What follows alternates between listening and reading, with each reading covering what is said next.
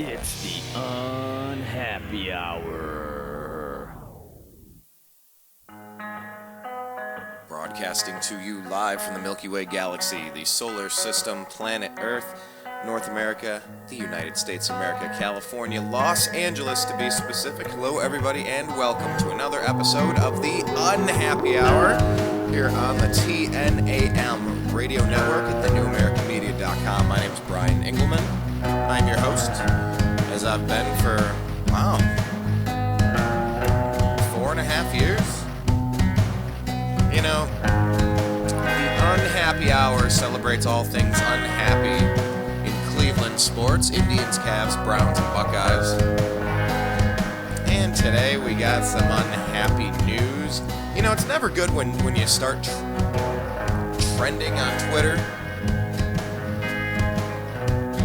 I mean, okay, so that's not true. Hit a game-winning home run in the World Series. All right, let me phrase this properly. It is probably either really good or really bad when you start trending on Twitter. But why would J.T. Barrett start trending on Twitter during our bye week?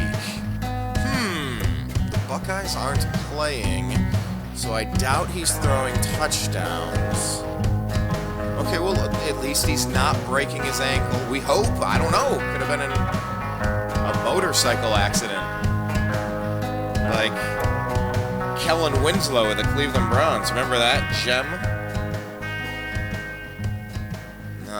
Bad news in Buckeye land. We'll tell you about it in a second. But J.T. Barrett's in trouble. He's in trouble. Oh, boy. You know, it's very... I'm trying to figure out the right way to say this. When you're a starting quarterback, all right, and you're playing for an undefeated team that just won the national championship, one would kind of assume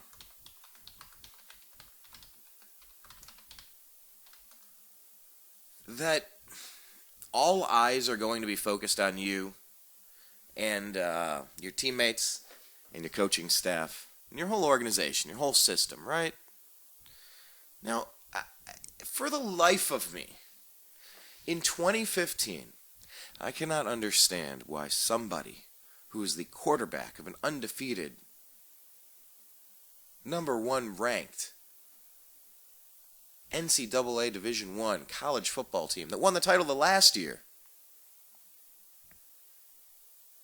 Why are you drinking and driving?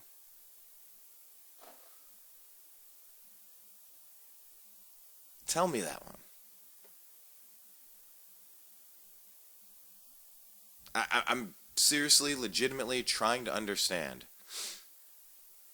What are you even doing behind the wheel? Let's say you even did want to have some beers. Put that aside. Am I going to sit here and try to tell you, you're not 21, son? Looks like you're having some beer. Oh, we got a problem here. No, I'm not going to do that. What would the pot calling the kettle black sound like? It might sound like that. So no, I'm not gonna feign outrage that the man was drinking. Give me a break. He's several years removed from high school. Remember how you were in college? Give me a break. But where this becomes complicated, where this becomes difficult, is where I'm supposed to ponder how in the world do I defend him operating a motor vehicle. Can't do it. Cannot do it. In the days of Uber and Lyft, and I'm telling you, anywhere you are, rest assured, okay? That if you're anywhere on planet Earth and need to get a ride, I'm sure Urban Meyer in the Ohio State University have a system worked out to get you home safely and have your vehicle probably returned to you right behind you, anywhere on Earth. in Kazakhstan, on the side of the road with the flat tire. I'm sure you could call a satellite phone and get Urban Meyer to bring in a freaking helicopter to get you to safety. What the hell are you operating a motor vehicle for? Anyway, Cavs laid an egg for their first game. I mean, okay, losing by 1 point to a team that went very deep in the Eastern Conference playoffs last year. Chicago Bulls. Fine, but then they came out. Whew, man, did they come out. Played the Grizzlies. Whooped them. Did you happen to catch that game? Yeah, Cavs kind of whooped them.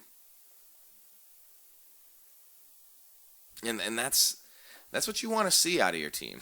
You don't want to see these close games. You want to see a very deep team that just brings it. And I'll tell you what, did you watch the Heat game yesterday?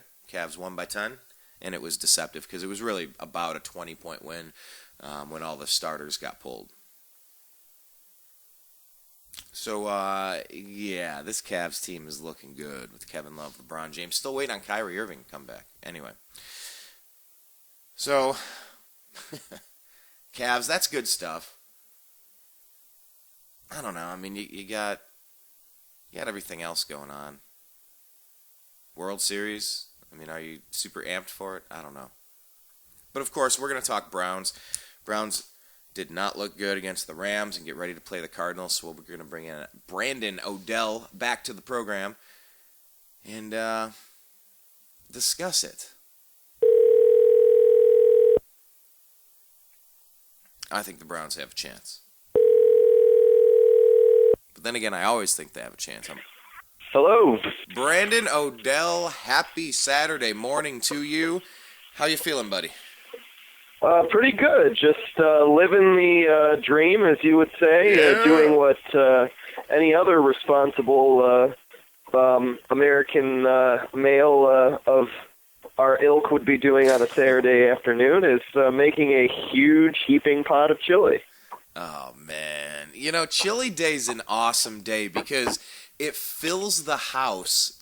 Like you do it the same way I do. It's a very slow cook. It takes hours. Am I correct, or is your method different? We're actually, and we're going to have some of it today, but the main attraction is actually for tomorrow. Explain.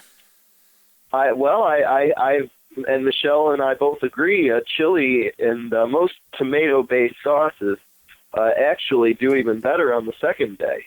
Oh, wait, you mean, do you cook it at the tiniest flame for the entire time, is what you're saying?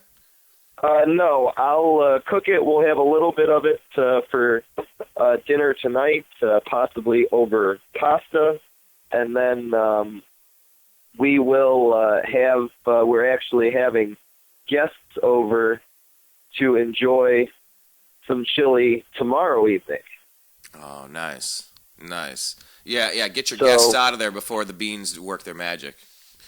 Yeah, it's better the second day, so. No, I love it. Just especially when things get chilly and you're cooking. I'm sorry, when things get cold. Yeah, I know. Pardon the bum. When things get cold and you're cooking chili, like the whole house has that aroma, and you come inside and you're like, oh man, I'm gonna warm up on some of that. Do you do cornbread with it too? Sour cream? Oh, what yeah, do you we'll add make to some cornbread. I'm sauteing up my meat right now. I've got some ground beef and chorizo. Okay.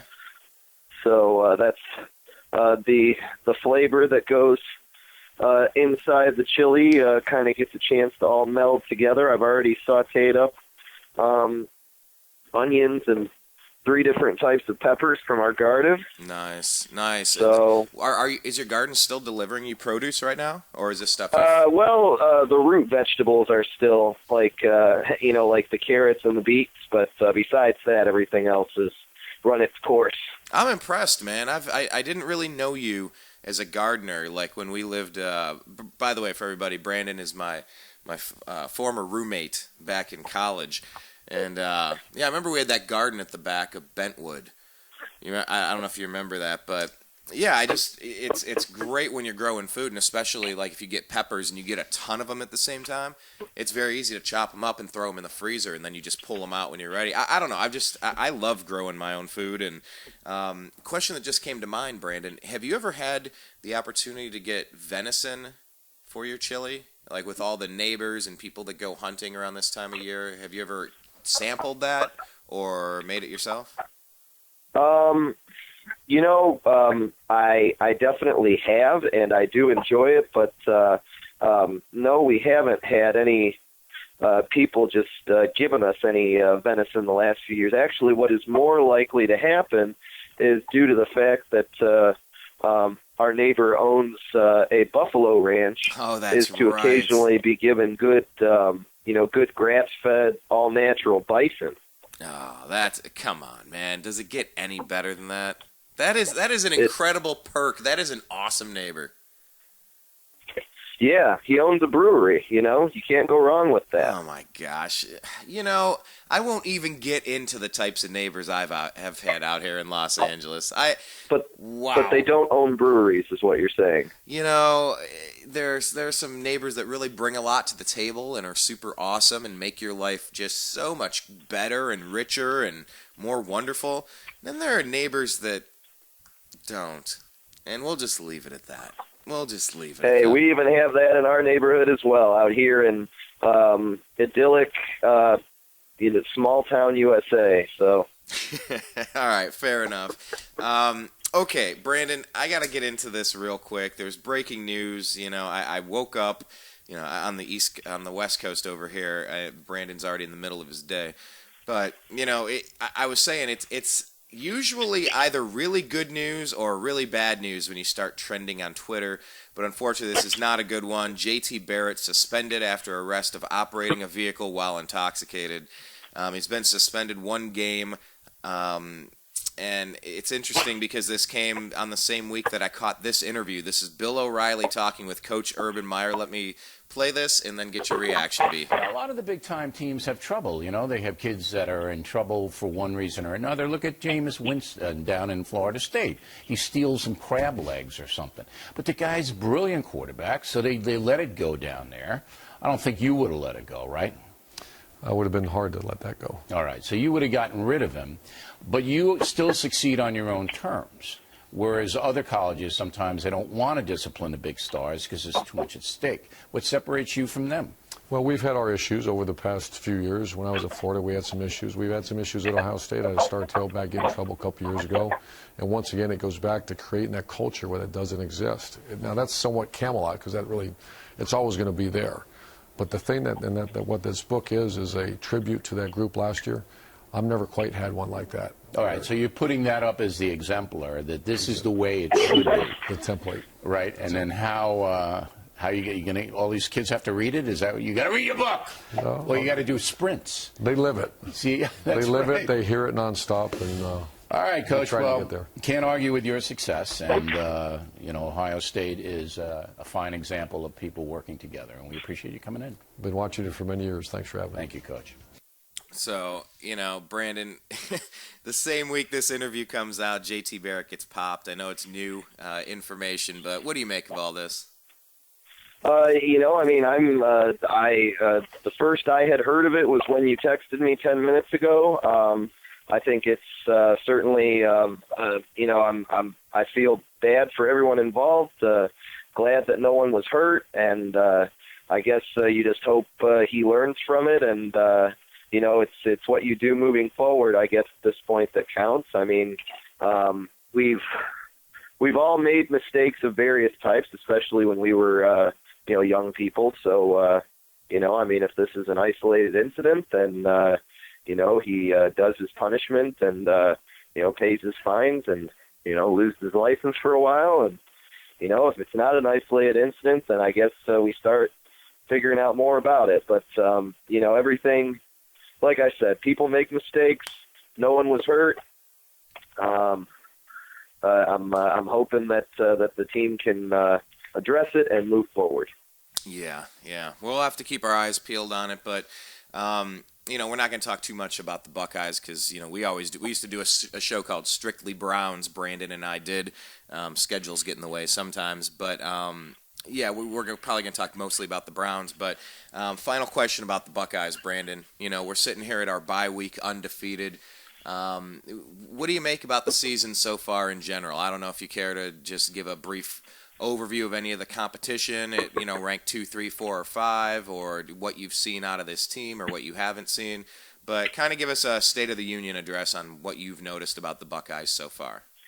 Well, I think it's interesting that they were just really starting to hit their stride, so to speak, when this occurred. So, it looks like it's going to be back to Cardale Jones at least for a week. I think, is it a road game or a home game against Minnesota is who they have next. But, either way, Cardale Jones certainly is a more than capable quarterback in his own right and, has the ability to play as well as anyone in the country. So, provided that Jones stays okay, and I guess if he gets hurt, then who's your number 3? You go back to Braxton Miller. So, it's not time to start going to the edge of the bridge just yet. Yeah, that is the one thing about the Buckeyes. It's not super dangerous if something happens with your quarterback, because something's happened with every quarterback. We went to 3 of them last year. We got 3 capable people. But I can't believe with Uber and Lyft and, I said in the opening, Brandon, that if J.T. Barrett had got a flat tire in Kazakhstan, he could have pulled out a satellite phone, entered a number, and Urban Meyer would have flown in with a Black Hawk and lifted him out on a helicopter. There is zero reason to be driving around, especially if you've had a soda pop. It makes no sense to me how someone could be that freaking stupid. I agree. I get it that everybody makes mistakes, but by the way, that game versus Minnesota will be at home, and it's going to be at 8 o'clock Eastern on ABC. And then, of course, there's at Illinois, at home versus Michigan State, then on the road at the Big House to wrap up the regular season. But, here we are sitting 8-0. Just had a big speed bump in the road. We'll see how Cardale Jones handles it. But, man, what if J.T. Barrett's screw-up allows that door to get opened? What if Cardale absolutely lights up Minnesota? And who do you go to then? Do you go back to JT that burned out his trust, or do you stick with the hot hand? So we'll see. We'll see how it all goes. But, a team that hasn't really had a hot hand much this year, the Cleveland Browns, they've been competitive in a lot of their games, of course, losing in overtime to the Broncos, winning only by 3 points to the Ravens, losing on a last-second play at the Chargers, the one I was at. Raiders was a one-touchdown game. And the Titans game was our win, other than the Ravens. So, what do you make of what happened last week? McCown runs into a wall, literally, figuratively. The offense did not click the whole game. We turned it over a trillion times. Let's kind of wrap up what we saw in St. Louis with the Browns team and their loss last week. Well, you're actually going to have to help me out with a lot of that because I was I was traveling and at a family event for much of the game, so I was kind of in and out seeing what was happening, and every time I came back in, I liked what I saw a little bit less. The Browns certainly were, reaching that unwatchable zone with that effort, and it was just bad football, and there's not really anything else to say about it other than the Rams defense is tough. Their offense was able to yet again do what every single other offense has been able to do against us, which is run the football. Nick Foles didn't have to do much because of turnovers that his team caused, especially early. But then again, I didn't even get a chance to see any of the turnovers, especially the first one that apparently was a fumble by Taylor Gabriel, run back for a touchdown.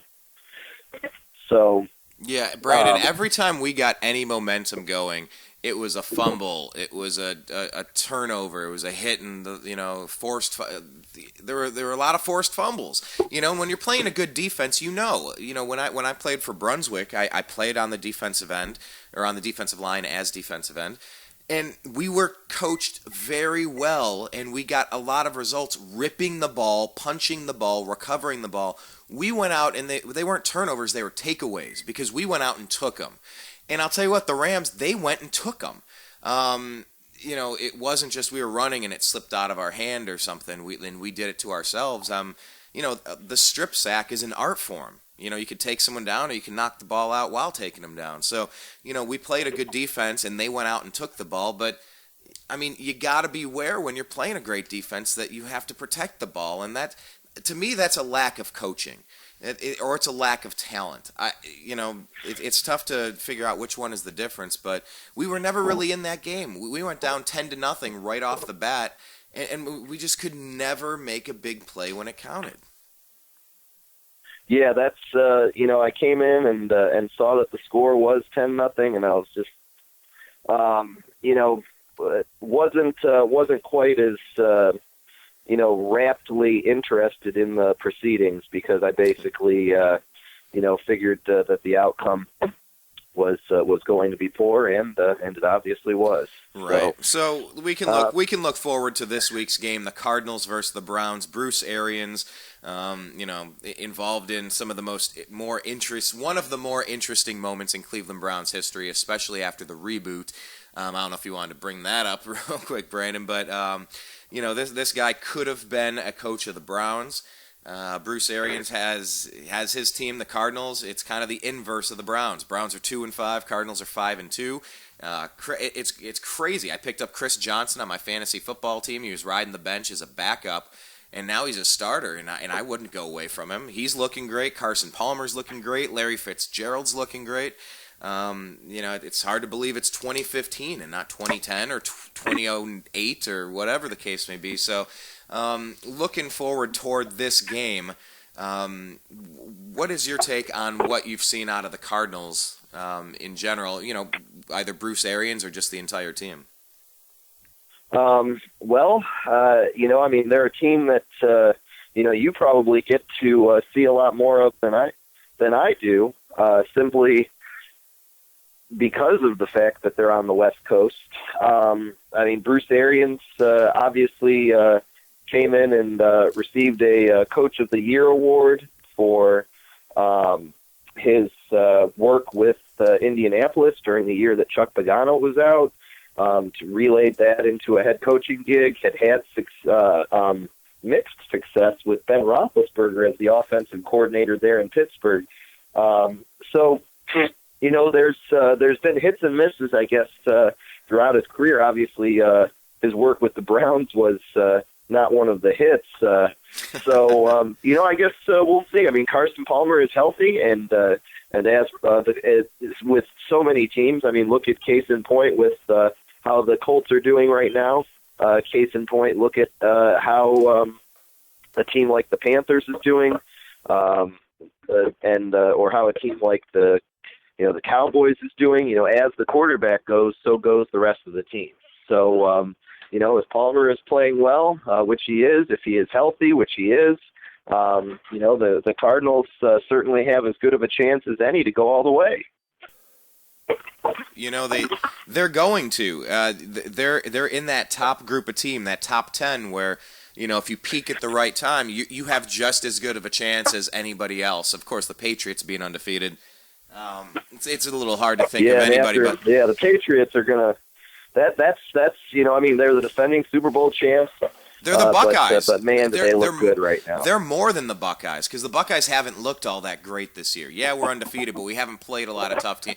Yeah, the Patriots, they're looking real good. But yeah, the thing it makes me think about is with the quarterback play.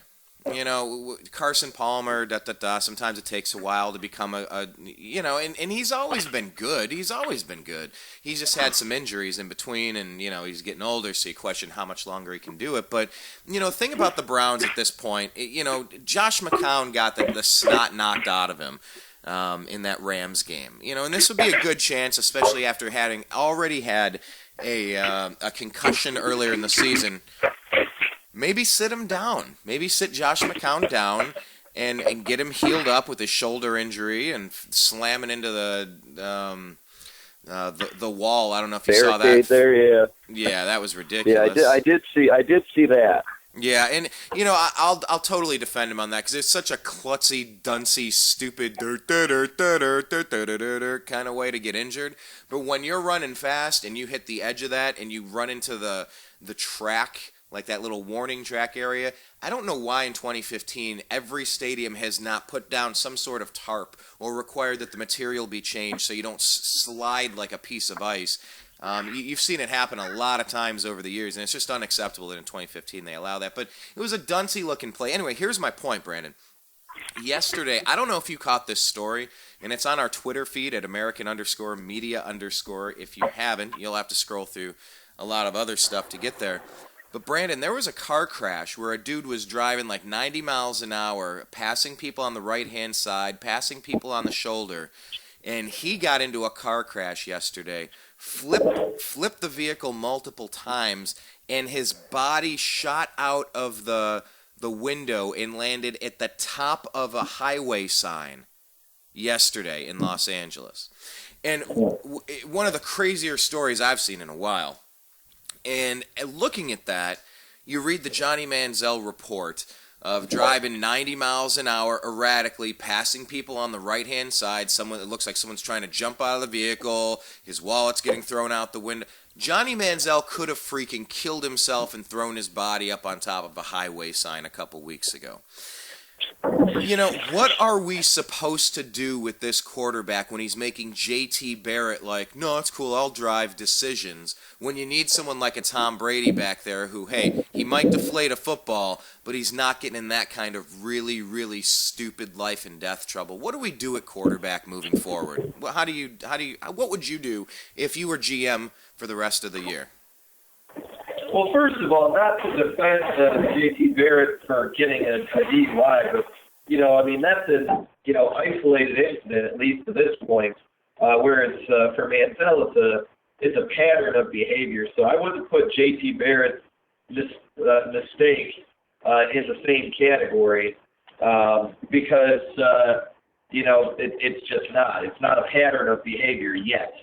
So as far as what you do with Manziel, I don't know. We're paying him, so might as well be playing him. I guess that's, if it all comes down to money in the grand scheme of things, if the team is doing well, then winning cures all ills. And I think a lot of people would be able to overlook that. It's not the quarterback play from Manziel or from Josh McCown that has the Browns sitting right now at 2-5. It's the I'm not saying that especially I'd say McCown's play and in a few of the games hasn't been extraordinary, and he's probably made a few boneheaded plays that have cost us. But the defense overall has to be the reason why the Browns are as crummy as they are right now. So, I'd say if McCown can't play and Manziel can, as said by the league, then you know what? It's all great to discipline someone and send a message and this, that, and the other. But one thing that you always have to keep in mind is that I am a paying ticket holder who is paying $100 per ticket, and if I have I'm not paying these guys to be perfect citizens. So if he is legally allowed to play by the law and by the National Football League, and he's the best guy to go in there, then that's the one that I want to see, because I'm paying a heck of a lot of money, too much money, to go to these football games to see charlatans out there who can't throw a ball 20 yards. So I guess that's my 2 cents on that. You know, if it's decided that they want to bench him or whatever, and put Austin Davis in, I guess so be it.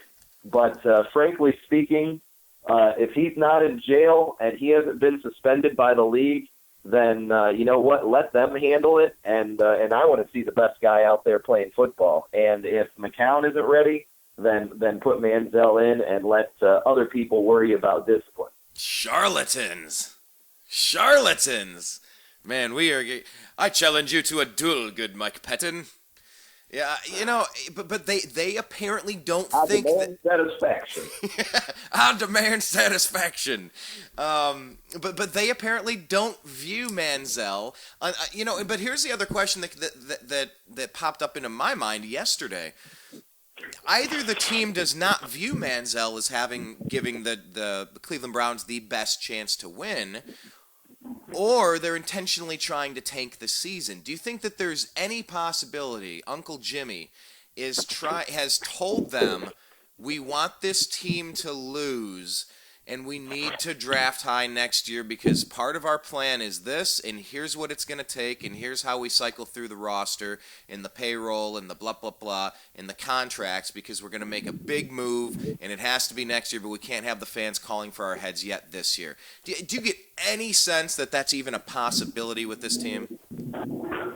No, and I'll tell you the number one reason why is because of the fact that they have invested by far the most money on their defense, and their defense has been what is failing them. You know, I think that they actually have like top 3 or 4 in the league in terms of how much money they have invested in their defense, and the defense is what is it, like ranked 32nd overall perhaps right now? Yeah, the worst. So that right there tells me that that's not, you know, like a type of thing where they're just bringing in crummy players to, you know, do mop-up duty and stuff like that. I mean, these are highly paid veterans that they've brought in and highly paid veterans that they've kept on, you know, like Joe Hayden. Because of injury, certainly some of these guys haven't gotten on the field as much, but, you know, I mean, if you want to look at coaching as possibly being a factor, I definitely would make an argument for that. But you know, to say that they're trying to tank the season, I think is ridiculous. If they had been trotting out Josh McCown at quarterback and Josh McCown was, you know, throwing for 80 yards and getting, you know, just looking god-awful, I would say that would be one thing. But, you know, I mean, for the most part, he's been as advertised. He's been a solid quarterback who can play some very good football sometimes and then play some, you know, kind of crummy football when he's getting destroyed all the time, which, you know, once again, you have a lot of money and a lot of talent invested in your offensive line, and the offensive line hasn't looked very good. So, you know, I mean, we are getting sacked a lot and not getting much pressure on the opposing quarterback. When you put those two things together, that is definitely a you know, a recipe for failure. But to say that is the ownership or the management trying to tank it, they wouldn't have so much money invested in those areas and then still have those areas be poor if that was the case. You know, this is from Waiting for Next Year. And you're so right about this, so that we have the proper perspective. It's not just that the Browns aren't doing that well on defense for the second year in a row. They're not doing well under head coach Mike Pettin, who is a defensive guy. Okay, that's absolutely unacceptable for me. But to piggyback off that specifically, here we go. Expectations for the 2015 Cleveland Browns defense have continued to rise during the offseason. This is a couple months ago, this article. The offseason started with 5 members: Carlos Dansby, Joe Hayden, Dante Whitner, Tayshaun Gibson, and K'Wan Williams of the defensive unit making the all AFC North team. the PFF, all AFC team. First-round pick Danny Shelton then highlighted a defense-heavy draft that NFL.com rated as the second best overall. In addition, two of the bigger free agent signings made by the Browns were defensive tackle Randy Starks and cornerback Tremont Williams. However, a report from Sports Illustrated's Will Lowe might surprise some Cleveland fans. The Browns are spending more of their funds on defense than any other NFL team. They're paying 54% on defense. Much of this money being spent on a secondary, which has already been boasting about being potentially the best secondary in the NFL in 2015. How well do the Browns DBs stack up league-wide is a matter to be decided on the field, but the cornerbacks and safeties are expected to be the strength of the defense. Once again, Laws writes the Browns have allocated a league-high $82.1 million to use on defense. That's a league high, the most in the NFL, $82.1 million wrapped up on defense. You know, people are saying, why don't the Browns have a top-notch running back or a lights-out number one wide receiver or this, that, or the other, the playmakers. We've spent the most on defense, and it's a defense letting us down on a defensive coordinator turned head coach's team. Is there any other logical reason why we should expect things to get any different? Is it just a team that hasn't got the strategy down? You're hearing a lot of rumblings from players and former players or anonymous sources right now that they don't like the scheme and they don't like the system and it's just not working, so they want to try something different. Do you think this team has a chance of gelling on the current system or a better chance of the coach having to scrap the system and come up with something new?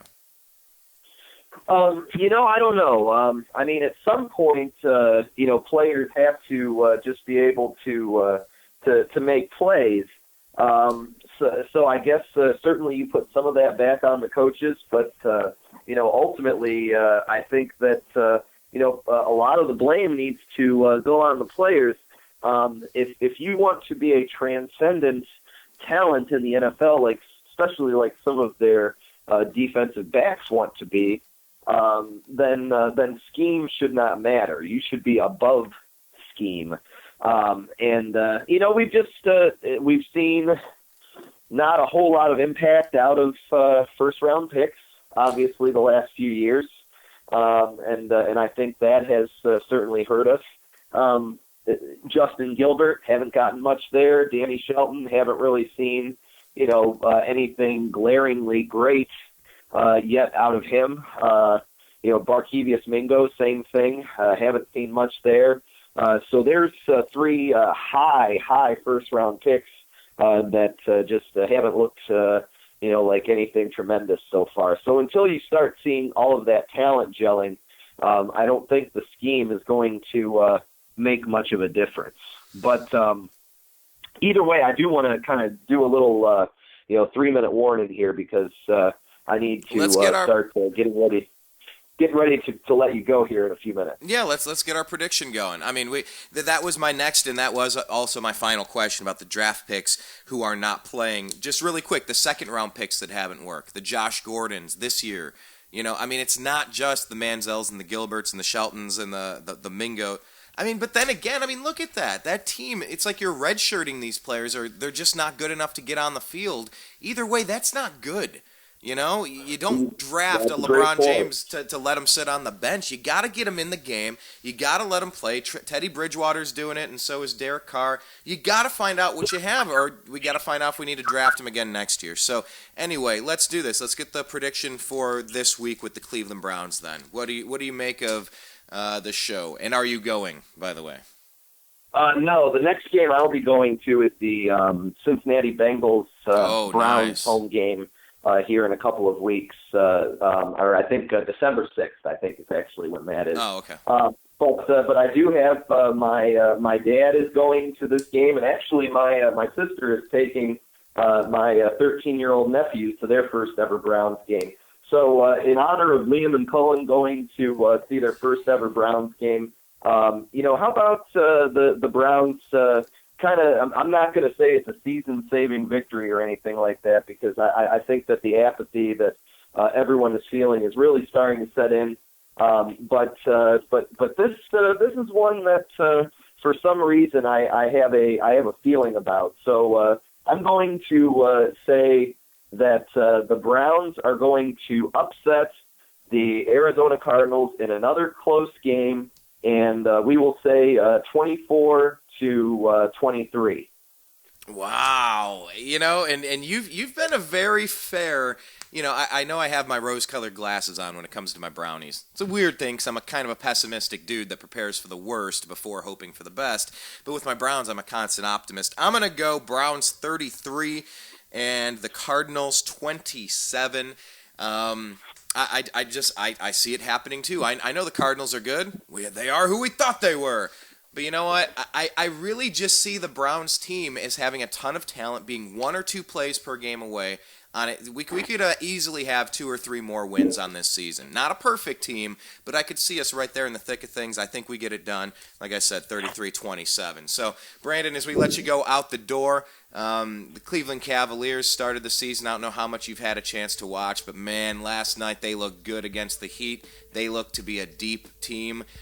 Just really, and Richard Jefferson, he's not a Sean Marion already washed up kind of character. He looks good so far. Do you have any thoughts on the Cavs season in the first week?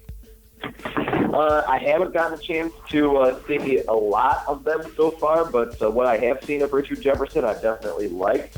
I like his ability to keep LeBron's minutes down a little bit. Yeah. I think that it's great that the team has bounced back as well as it has from that opening loss to the Bulls, which I kind of thought that they were going to lose that game anyway, but they bounced back nicely. I think that last night versus Miami, I think that they really made a statement that home arena advantage was going to be fully in effect this year. It'll be fun to see where they go from this. I mean, obviously, you'd like to get Kyrie back as soon as you can, but you have a healthy Mo Williams right now who can be a much more adequate backup point guard than Dellavedova. Dellavedova is, he's a guy that is a solid player, but if you have to step into the starting role, I think that his weaknesses become more obvious over time. So no, you know what they do? They do, but having both of them there is an interesting dynamic because Delly's earned the right to almost be there, and their games are so different, and he's such a frustrating defensive player. I mean, our team just seems filthy deep right now. Anderson Varejao, Tristan Thompson, not even starters. Like, I'm really digging it, man. Well, you know what? At least if we don't have the Browns really to root for a whole lot, maybe we need to take a step back and realize that we're pretty fortunate that we have, this great Cavs team again, and put more of our time and energy toward that. But real quick before you go, I do want to tell you something interesting in a music element here. Michelle and I are going to a pretty interesting concert in a couple of weeks. As you know, Michelle and I are fans of John Mayer, and I don't know if you have heard, but he is right now touring. Yeah, the Grateful Dead. The Grateful Dead. Right. So yeah, we're going to see them at Nationwide Arena in Columbus in a few weeks. Wow. Wow. I met John Mayer at he's a huge guy, by the way. That's the one takeaway there. Tall. He's a ginormous man. That handsome devil. He's so tall. Anyway, but yeah, he's a hell of a guitar player. Do you remember when he was on the Chappelle Show and he was jamming out at and he's a bluesy rock and roll guitar playing virtuoso. Dude has skills. If you don't really dig it, some people don't like the style. Like, it's a little too soft. It's a little too chill for him. But man, with the Grateful Dead, what a mix that's going to be. I bet you're going to have a blast, man. I think so. We're staying at a hotel right across the street from Nationwide Arena. Should be a fun night, provided and you say provided that the weather holds out, but since you're right across the street, even if the weather doesn't, you can always make a mad dash to and from the arena. Yeah, that's not bad at all. Yeah. And the hotel gives you 3 free drinks. Oh, man, come on. And free appetizers in the bar. Man, that's not so bad at all. That's like the VIP treatment. The only way that would get better is if they had like an underground tube. Like you just hop in this little canoe and it just takes you right into the arena, into your loge, sir. As you were, into your loge. All right, man. Well, hey, I hope you and Michelle have a really good time with that. It sounds like a blast. And, yeah, man. I'm looking forward to a really nice weekend this with this Browns Cardinals game. I think it's good, and I think what you did really well, Brandon, was you just kind of put it in perspective. Fine, the Browns are not the Patriots of the NFL. We're not the number one organization, but I'll tell you what. Despite what Cleveland has done, going up, coming down, getting weird with Comic Sans font, we have an owner willing to spend. He's spending like crazy. The highest payroll now ever behind the New Jersey Nets is like most money spent all time. Thank God this owner's willing to put his money where his mouth is, and we have the number one player on the planet on our team. And that's not even mentioning the Ohio State Buckeyes. Back to that, undefeated or national champions last year and undefeated this year. So we do have two very good franchises, great franchises to root for. Being a Cleveland sports fan, we need to keep that in perspective if the Browns are not quite getting us there. So, hey, man, I appreciate your time so much. Enjoy the chili. Send my love to you and yours, and hopefully we can talk again soon, maybe even next week, about a Browns win over the Cardinals, all right? Hey, happy Halloween as well. Absolutely, man. Trick or treat. You have a good one, B. Appreciate your time as always. For everybody out there in the TNAM radio network, I want to make sure you check out our homepage, thenewamericanmedia.com. On the right-hand side is the TNAM radio button. That's where you click play to listen live. Underneath that is our Twitter feed and our Facebook feed. You can search us by our name, The New American Media, on Facebook and like the page. On Twitter, we're at American_media_ and subscribe. YouTube.com/The New American Media. If you let those videos play and watch the commercial or click the commercial, it's tossing a couple pennies into our wishing well. Lord almighty, we like pennies. So for everybody out there in the TNAM radio network, I appreciate you. I love you. Go Browns. Go Cavs. We'll talk again soon. Peace. And this is John B. Wells reminding you that not only is Brian Engelman a cool guy, and not only is the newamericanmedia.com a very cool platform, but here's a cool idea for you too. Are you alone? Not really. Do you like dogs? Do you like cats? You do. Of course you do. Everybody does. One or the other, maybe even both. You know, there are a lot of dogs and cats that are at shelters right now, and if somebody doesn't take them home, they're going to wind up euthanized. That's a nice way of saying they're going to be killed, because there's simply not enough room.